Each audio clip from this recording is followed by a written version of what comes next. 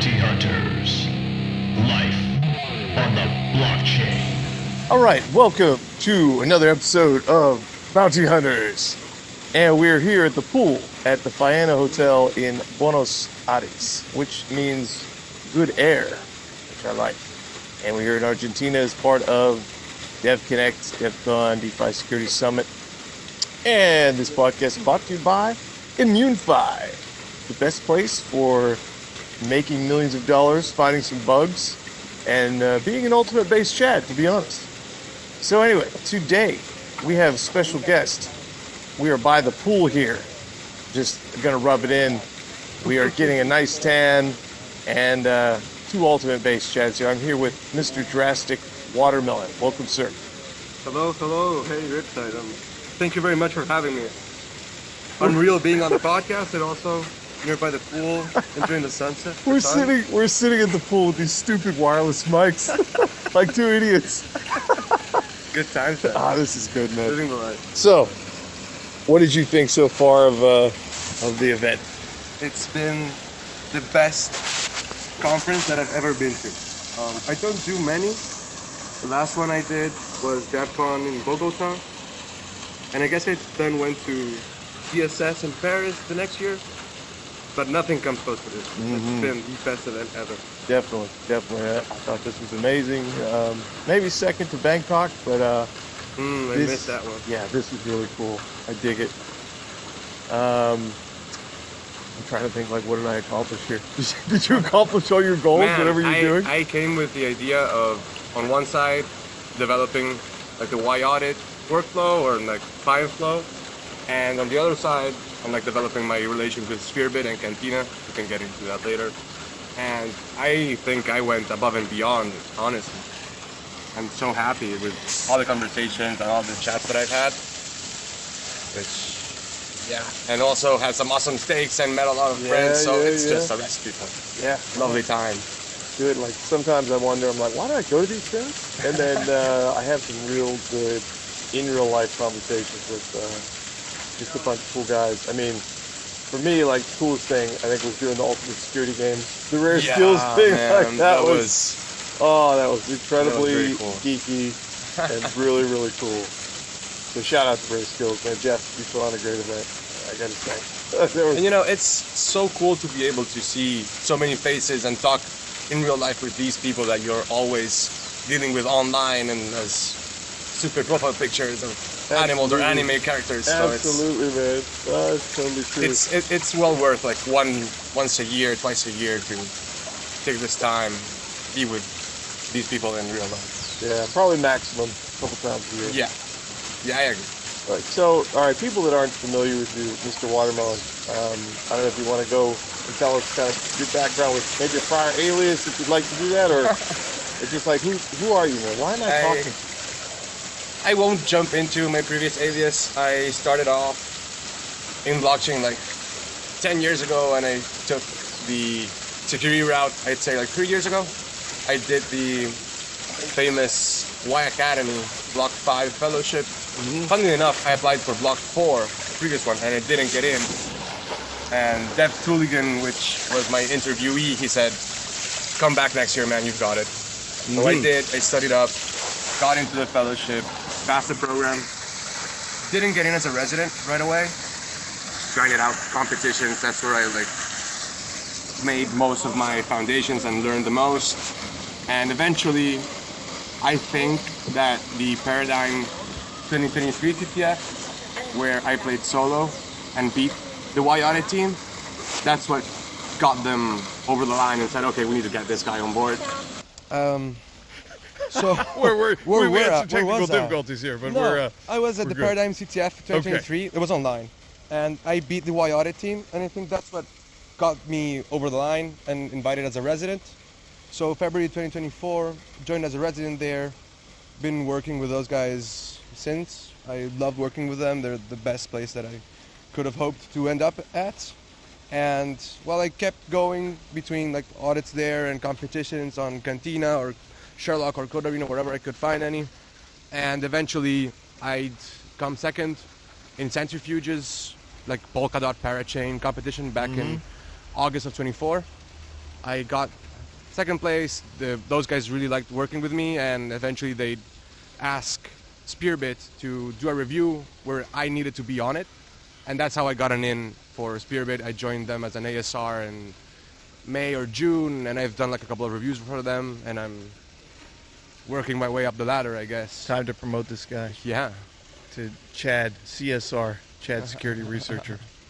Yeah, I like yAudit team. I think you guys are a good bunch. I think you guys are just like, you've been around the ecosystem a lot for a long time, like a bunch of cockroaches, and just kind of like really good. You know, Yeah, it's really, I mean- like I've seen the reports, and and you guys are good. And it's a small. Like, how many guys are on the team? We're currently, I'd say like 6 or 7 smart contract residents, including me, 4 core members, including me, so there's some overlap there. And then we have like, I would say 4, 3, maybe 5, somewhere around that, ZK residents as well. And we have like that sort of business that's actually ramping up. We just closed up a ZK audit with Warm, I think it was called. And yeah, we're trying to push those guys a little bit further. So in total, maybe like 12, 14 people, Okay. plus Korn, which is our sales Chad. He works with yAudit and with Yearn, so 14, 15. All right, Mr. Korn, Yeah. who I did meet. Yes, also Love known him. as Chad. It's the best. Okay, cool. Yeah, very cool. So, your participation in the bounty space has kind of been limited, right? In the Yeah. past. I started off this year like with the approach of saying, okay, I'm gonna take bug bounty seriously now. Mostly driven by the fact that I came up with a good runway for myself with competitions and with audits, and I said, okay, like the best EV right now for me is to go for bounties because I can last months without finding anything, without getting paid, and if I find a big bounty, then that's even better, right? Mm-hmm. So the experience went like in January, the first few days of the year, I found a bug in a Cosmos SDK chain, which was a rather simple bypass of their permission validator entry and exit. And those guys actually said it was out of scope, but they were nice enough to offer like a goodwill payment of, I think it was a few K, it was a small payment, but definitely good and very motivating for myself because, you know, finding those projects that are actually appreciative of your work and they say, well, it's out of scope, but we'll still pay you, thank you. That's very good. And the second experience I had this year with Immunify specifically was a critical bug that I submitted in another Cosmos SDK chain, and that experience was just the polar opposite. It got shut down. Well, I didn't get a response for 5 days. The fix was posted on GitHub, so I was ready to see the money, right? Everything was ready for me. Nightmare when this happens. Yeah, and I just got shut down saying, oh, we actually knew about this bug. You were told like 18 hours before the report. I'm sorry.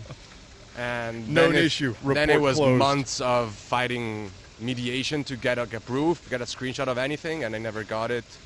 And I was just tilted from there on. So this was how long ago?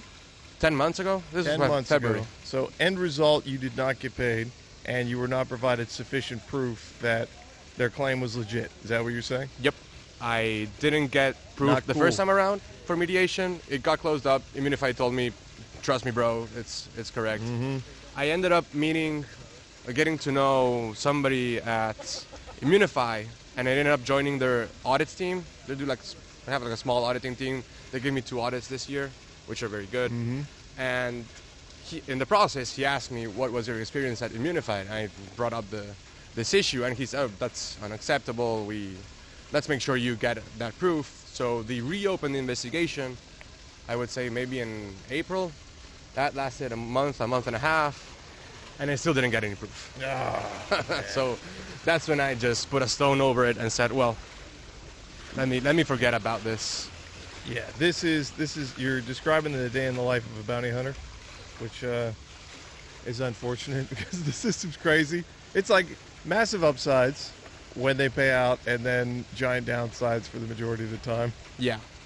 Yeah. That's where I understood the fact that it's just part of the game. Yesterday I was at dinner with the yAudit guys, and Usman Khan was there, the Giga Chad, and he said, I heard he's like 7'4" in real life. he's just huge, man. He's just sculpted. And he said everybody has that story. It's such a common thing, and the difference there is that some people understand this is the rules of the game and they go with it, and some people just walk away from the table. And I think I'm part of these last group of people where I'm not up to, and I didn't grow accustomed to as well doing competitions and audits, Yeah. to working and possibly not being paid. Yeah, unfortunately we hear it a lot. Yeah. It's unfortunate to see you not tried, like to see you back in the game, because good guys looking at these bugs are always appreciated. But hey, I mean, this is what happens. Like, this is a problem that we got to fix. It's part And I of the don't know game. how to fix it, man, because every protocol wants to handle it differently. Strictly business. Yeah. And they close I you get down. it. I understand. Yeah. So we'll give you the project's address later, and you can visit. Go look for something, guys. 'Cause Your buddy, we'll just dime him out, Mr. Engineer, who's a bass Chad. He wanted me to ask you some questions, so I'm gonna I am drop not some. ready. I am definitely All not right. ready. Hey, maybe this is the first one, is what we just talked about. All right, so he says, what was your most depressing experience in your auditing career? Was it getting rugged on this bug bounty? Was it what? Was it getting rugged on the bug bounty? That's close. I'd say it's between that and an audit in which I got accused of not finding enough issues. Ooh. Like, the client at the end of a 3-week audit, they were saying, oh, but how can we be sure that you actually reviewed all of this, like, cross-chain accounting stuff? And I said, well, we found, like, I don't know how many criticals, highs, mediums, and you guys aren't going live, right? And they were saying, oh, but how is this possible? What mistake did you guys make? And they were accusing us of not having found enough issues, I guess, or something stupid. So that was very depressing. I remember doing the closeout Just call. like being accused of not doing your job. Yeah. And it had never happened to me. And I remember closing out the call where that happened, and I was just so angry. My hands were shaking. I had to go for a walk and actually discharge all of that nerves, because it was a very tense call. Yeah, that's not cool. That's That's not a fun cool. time. I mean, yeah. unless you were slacking off and told Claude to audit the code base, make no mistakes. Yeah, it's definitely not. So that cool. was very depressing, I'd say. So you got over it by maxing out on bench press in the gym. Like, what was the? Yeah, I just went to the gym. Buenos dias, espresso, por favor. ¿Expreso? Sí. Ok. ¿Una botella de agua, por favor? Botella de agua. Expreso, botella de agua. ¿Número de habitación? 207. 207. Perfecto. All right, listeners, you heard my amazing Spanish. Now, Watermelon here is quite fluent. Me, I'm Yeah. quite not fluent. All right, let's see. We'll go to question 2 here. Okay, what is the worst part of the profit maxi mindset of auditors these days? This is a funny question. I can't say why, but this is a funny question. Yeah, profit maxis. There's a set of auditors, I feel, that have ridden a wave of their name being used as a staple, kind of like a guarantee stamp sort of stuff. Couldn't imagine this happening. And well, I've had experiences working with people that they would ask for more money than yAudit would offer, and then not deliver on their promises. We need Riding to the hunt them brand. down for, hey, are you working on this audit? And then they come up by the end of the audit saying, well, I only gave half of the days. Do I still work on it? And then the delivery was yesterday, man. So Yeah, that is a tough issue. I You have a guess- personal brand that you want to maintain, but if you make so much money, you're just like, it's like being the guy at work that's really good, and then you kind of got one foot out the door, and you're just collecting the paycheck. Yeah, I think it comes down to being a good human being. Yeah, I think that circulates internally though. Like, eventually the names get around, and you're like, okay, this guy's a shadow of his former self, right? Yeah, well, it can happen because people maybe get stuff mixed up. Personal stuff can happen. It's perfectly fine. The big issue I have is with people disrespecting other people's work. You can say, I have personal issues, I'll take 3 more days and deliver late. That's perfectly fine with me. But you shouldn't avoid messages and not say anything, and then come Right, up with, right. I deserve this, and I'm late to deliver. So that's the big issue I have, maybe, right? with people that don't communicate and don't respect other people's deadlines and the client's deadlines and all of that structure that goes into an actual audit, because it's not only the researcher finding bugs and sending them to the client. There's a lot of other stuff that happens Oh, absolutely. behind the scenes. Let's go to another Good question here. question. So great question, engineer. Third question is about AI findings on contests. Do you think this is going to destroy them? Do you think that Sherlock, Cantina, maybe Immunify, they're all going in the right direction with this kind of fee to submit model? Yeah, I think it has already kind of destroyed them, maybe partially. I haven't seen Daily Warden this week, but last month it was low volume.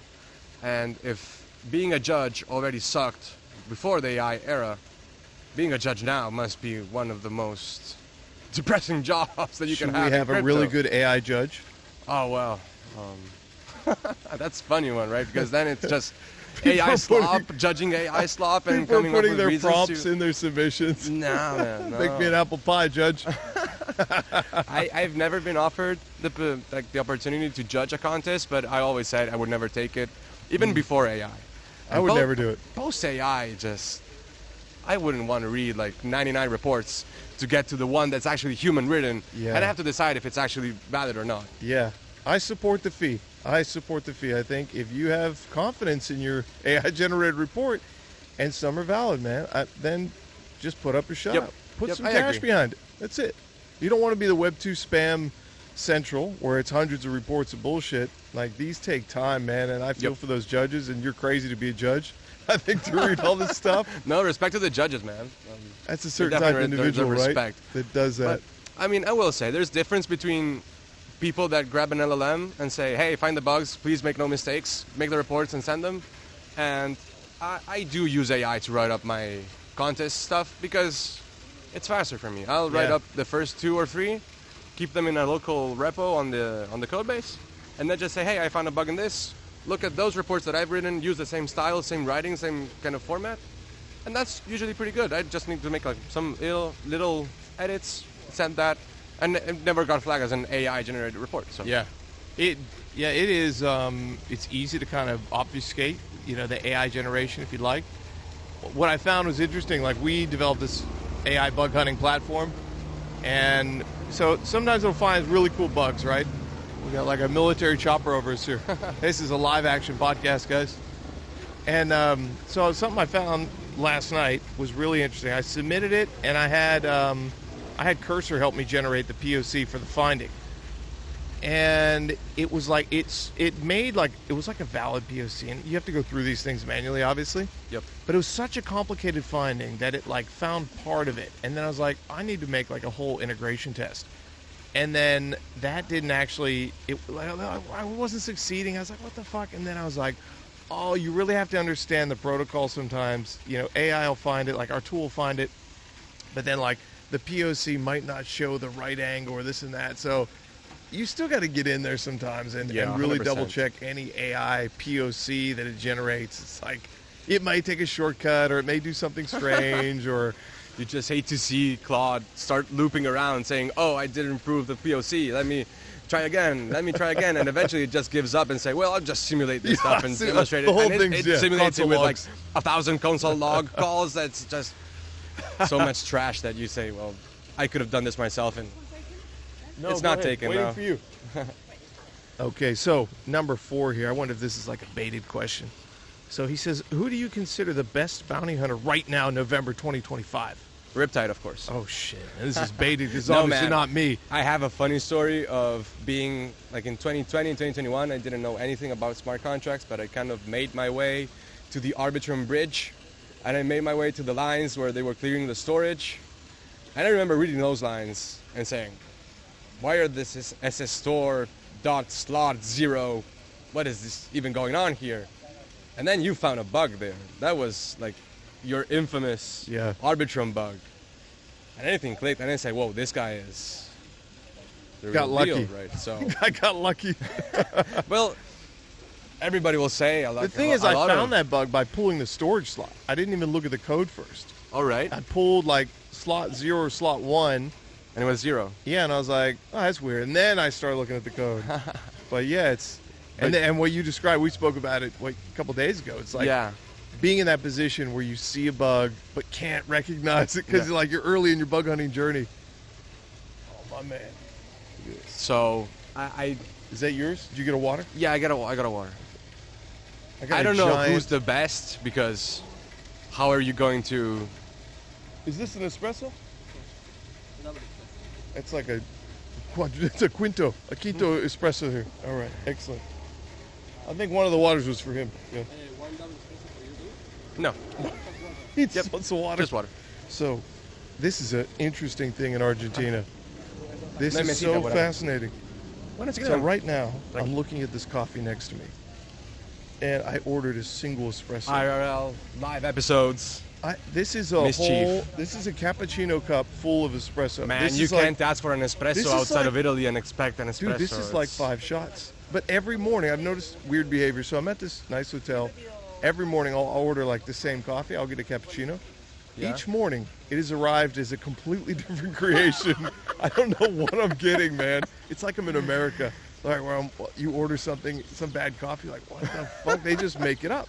And this one, it's like 6 shots. This is crazy. If you want a shorter coffee, you need to ask for a cortado. Cortado. That comes with milk, though. No, you can ask for it with milk. Cortadito. Maybe that's what I wanted. Either way, I have the biggest coffee known to man. Okay. We will continue here as we enjoy our sun. Wait. I still have stuff to do. Shit. Okay, go ahead. So, of course, Riptide is up there in my list. It's very hard to come up with one guy, but yourself, White Hat Mage, I really look up to. Mage King. Lonely Sloth, of course. The King D Sloth. King. My boy Usman. King Usman. Need to get him on here. And yeah, Blockian guys. I met one of the Blockian guys in a conference in Milan. Oh, yeah? Twice in a row, actually. He's a great guy. I love him. Control Z. Yeah, those guys are great, man. Some guys are just really consistent, really good. Yeah, that's the strength, I guess, of good bounty hunters. Consistently showing up with awesome findings. Which is not easy to do, man. Like, I talked to some guys, and they're like, hey, I'm just going to do it part-time. I got a job at this firm, and I'm going to put 2-3 hours in. And I'm thinking in the back of my head, like, it's a cool hobby. Like, it's a fun hobby, but don't expect to top the leaderboards, man. The guys that are on top, it's 7 days a week. I guarantee you. Yeah. Mage to get up there, he was nonstop beast. He was not sleeping. Yeah. Like anything in life, right? I had that realization also for competitions. I used to do competitions like 3 hours a week or 3 hours a day. And I was studying in university until I met, I guess he was OX Weiss, Mark Weiss. Yeah. Weiss is base chat. And DSS in Paris in 23. And he said, people are going at competitions like 8 hours a day minimum, maybe 10, maybe 12.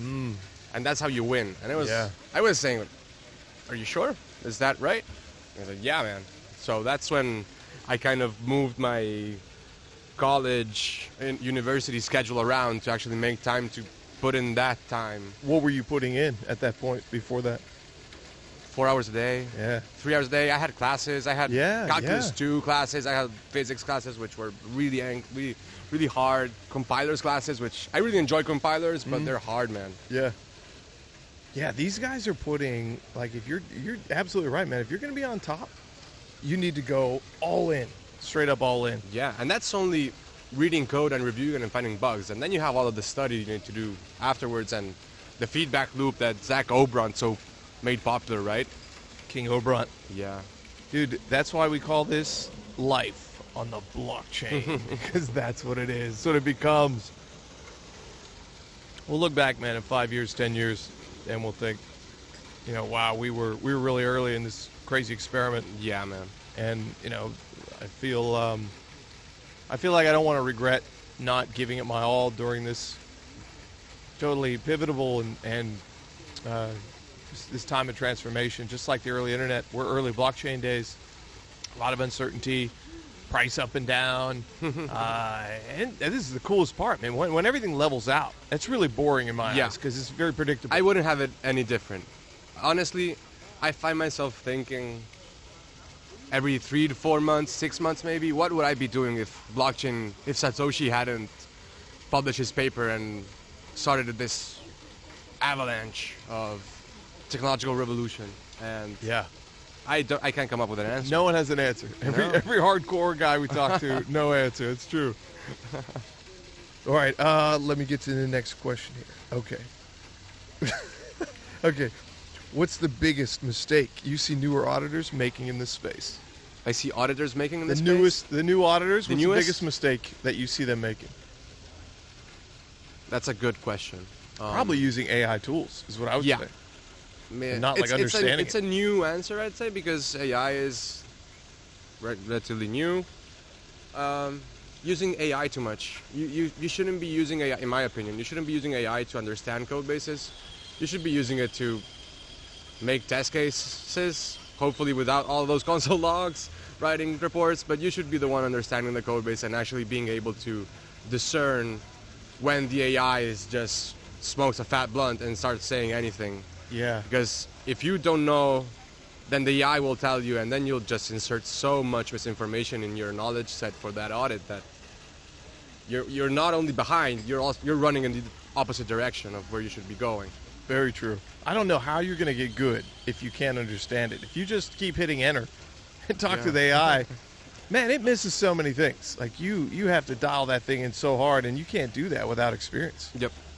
And another mistake I see new auditors making is being afraid of jumping into complex code bases. And I guess everybody feels this when they're starting something, and this feeling hardly goes away. But being scared of jumping into, say, a Rust audit and you only do Solidity, or being scared of looking into the Monad competition, for example. That was a fat one with consensus client implemented in Rust, execution client in C++, with just-in-time compilation for executing EVM stuff in x86, which you shouldn't be scared. You just go into it. If you find nothing, you learn. And that's how anything works in life, right? You take chances and you do stuff, and if you really commit to it, you get somewhere eventually. It's very good point. It's as simple as that. I think it was J4X I had on here, and he said one language to the other, the majority of the languages are really the same as far as logic-wise that you can identify bugs. You're just reading it. As long as you can understand the basic syntax, it's like, if this is done before this, hey, there's a bug. Absolutely. So, I have an example there, and shout out to J4X for beating me in the Centrifuge competition. He handed so much issues to me. I texted him after and said, man, you crushed me. Good job.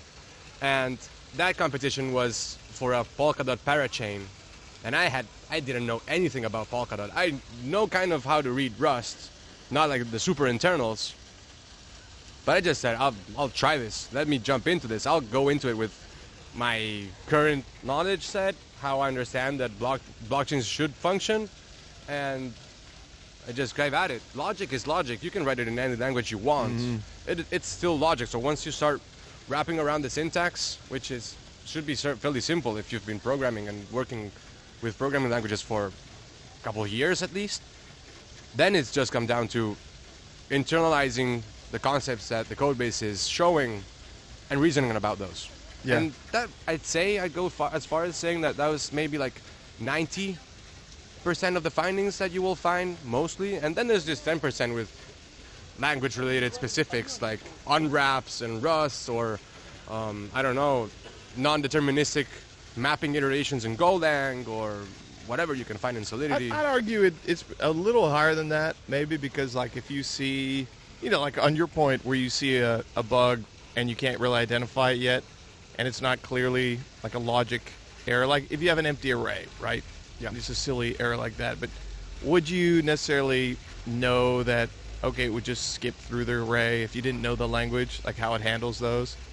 Maybe, I guess. Maybe not. I mean, modern programming languages, they have an interest, I'd say, in converging to a certain behavior, because you don't want to insert too many differences and not have your language be easily picked up.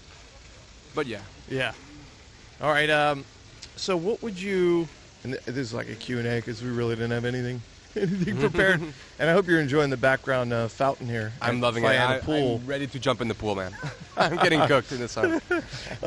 So how would you describe what you do to your normie friends? I say I'm in consulting. Consulting? You say consulting? Yeah. That's so boring. I went to engineering school, and a lot of my friends, they're older. They're like 3 to 4 years older than me, and they all ended up in consulting for like the big 4 companies there and where I live. And everybody was saying, "Oh, but I love this because they moved me around and I get to do so many projects." And I always saw that as they're literally draining you, and you're not specializing in anything. I get to work on the plane in economy class, my laptop Yeah. open. And I get to stay at home 2 days a week. Yeah. And I always told them, I think they're kind of rugging you of your value, because you should hyper specialize and go into like hard stuff instead of being a generalist, because that's what better returns you in the future. So I always fought with my friends saying, you guys, you don't understand that you're not getting any value. And I always shat on all of the consulting, like big firms. And now I just tell them I'm in consulting. I do like security stuff because it's easier to explain. Some of them know a little bit of the insides because they're computer science engineering classmates, so they know the insides of that. But to a normie that walks up and asks, "Oh, what do you do?" I'm a consultant. I just say internet security. Yeah. That usually keeps everything at bay. Yeah, Oh, that it's- sounds complicated. If they ask, "Oh, what do you consult about?" I'll say internet security, IT security, something like that. All right, let's see what else we got here. Mr. Engineer, you're fueling the whole podcast. Shout What out to him. changed? He's got some good questions. What changed in your perspective of Web3 security in the past year? What changed? Sorry? In your perspective of Web3 security in the last year? Gotten better? Worse? I think we've gotten a lot better. And you can see that in the fact that a lot of the hacks that happened in the last 24, 18 months, even 12, they weren't related to smart contract hacks. A lot of them were, well, the Bybit one was the multi-sig front-end compromise, and a lot of them were private key leaks. So if you look at some of the data that's around, and I looked at it earlier this year, pure smart contract hacks are going down and did go down. Of course, it's kind of hard to say that we're in in a very good space after the Balancer V2 thing happened. Yeah. But That's I do think that that's the result of many years of, well, the competition structure working, producing so much talent. And you see that in the fact that new people enter, they eventually reach the top of the leaderboards, and then they never compete again. And they join firms and they work as freelancers. So we have more security talent, a lot more, and that's only making us better. And I also think that as we have more security people, developers are getting better because they have more resources, and they can learn a lot more. And of course, you get developers to be more security minded when all of these hacks happen, all of this stuff happens. So we're definitely in a better spot, and I think it will only get better from here on. Oh man, I have a totally different take on that. I think it's gotten okay. Yeah. It's a hard question to answer, right? So It is. let's just focus on the 25% of the things that are caused by smart contract hacks. We feel like it's gotten better because we have these audit cycles, contests, bounties. That's all good. The infrastructure's better, definitely. The same bugs are reappearing though, and then we have more AI code coming out, as you've seen. That's not good. That's not good. That won't be I think good. that's a net negative. Yep. And then you're going to have auditors try to use that to audit. People are going to get lazy. It's just what humans do. But what I do think is good, though, is you have like AI stuff that we're making, and there's going to be other competitors that do it really well. And hopefully we could find these super edge cases like the Balancer one, that are out there in these big protocols that no one's seen before, like to dive into the smallest corners of nuance and specificity that humans haven't looked at yet. Like that's what I'm really bullish on, is like to really use this to secure things that are out there to help improve smart contract security, because I think it's like up and down, man. Like we think- gave some ground and then we gained some ground. Yeah, I agree. So I think I'm an optimist in this, but I also think that we need to come up with a new framework or a new way to think about the old contracts that have been around for so long, because it really blindsided me to see Balancer V2 hacked like the way it did. And I think a lot of us were blindsided, and I think the common idea was that, well, the Balancer V2 contracts have been out for, 3-4 years? So that has to be secure, that has to be fine now, and you have this inherent problem that as the contracts stay on the blockchain and we get better, the skills we develop, and all of that, the new skill set that we get, also needs to be kind of covered by the old contracts, which didn't know about this information. And then we have like this weird scenario in which we can sort of teleport in time, jump back to the practices that we had in 2021 and apply the knowledge that we have in 2025. And that's what happened to Balancer V2 essentially. Yeah. Someone had a great take. I think it was 0xNGMI. I'll attribute this to him, but I think he said about these hacks, and this seems like a no-brainer, right? And I'm all about permissionless, no KYC DeFi, do whatever you want. So am I. But it's just like a limiter function. And he's like, this should be like a basic thing in all of DeFi. Is like, there should be, okay, you can only pull out like 25% of TVL for whatever it is, dude, 4 hours, 8 hours, like something to give the team a chance to respond. Yep. And I'm like, if you got 100 million, okay, dude, you can wait a few hours. Like, I kind of like that circuit breaker idea. I don't see it in place more. I think we will see more of that, because this full drain stuff is just crazy, man. You just can't do that anymore. Yep. I think Philogy, which is the guy that really pushed the standard, I think it was an EAP or an ERC, I don't remember. He was ahead of his time, definitely. I've always seen DeFi to be more of a spectrum rather than a binary option of saying, well, either it's my bank or full permissionless yield strategies, vehicles, whatever. And I do think that within the spectrum, you will have all of these types of mediations and tools of, well, maybe you need a time lock to withdraw. Maybe you need an approval from one of these entities to allow this exit. And in the reality of the fact is, if we want to grow and ultimately merge with traditional finance and grow the pie a lot bigger, those players will not in any way, shape, or form take the deal that we're providing right now. Full drain. Yeah.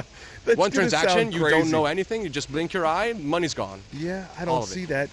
I think that we'll won't look fly back ever. as this is a crazy time. Yep. Yeah, the one-click full drains. You don't even know. You just see the transaction and you see what happened. You don't Yeah. even have some time to say, oh, this is happening. It's just like, done. I think that's the answer. Unfortunately, unless some giant brain can come up with a better solution, I think we'll have to have some sort of limiters.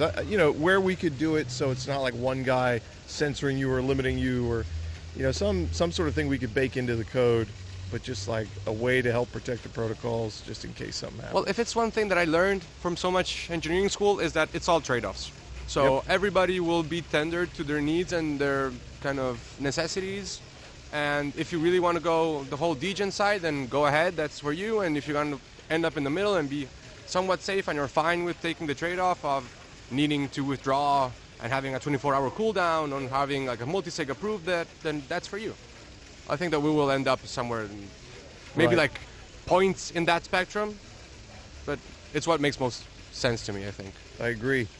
I'm going to say we're physically getting cooked here in the sun, and we are going to hit the pool. So this episode is going to be slightly shorter, but Mr. Watermelon, it was a pleasure having you on the podcast. It was my pleasure, man. It was awesome meeting you, and thank you for having me. Hey, man, it was great. We'll see you next time on the blockchain.